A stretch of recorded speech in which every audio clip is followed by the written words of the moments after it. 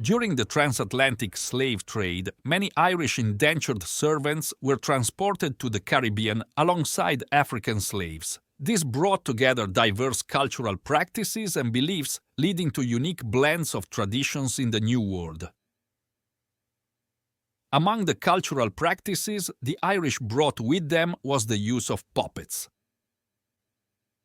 Irish puppet tradition. In Irish folk magic, puppets were small, human-shaped dolls used in various rituals, often for healing, protection, or even cursing. These puppets were typically made from cloth, straw, or other natural materials and were infused with intentions through symbolic acts and incantations. Introduction to Voodoo. As Irish indentured servants and African slaves lived and worked together in the Caribbean, they shared elements of their spiritual and magical practices.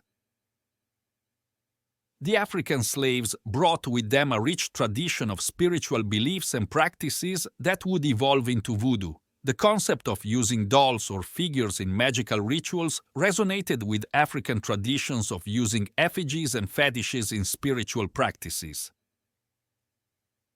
The Irish puppets, with their specific construction and use, were incorporated into Voodoo practices, adapting to fit the new cultural and religious context.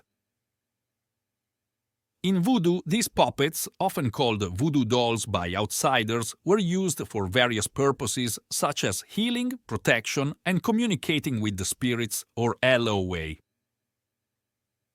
Syncretism and adaptation. The adaptation of puppets into Voodoo is an example of syncretism, where elements of different cultures blend to create new traditions. The Irish puppet tradition was absorbed into the Voodoo belief system, where it merged with existing African practices and was imbued with new meanings and uses.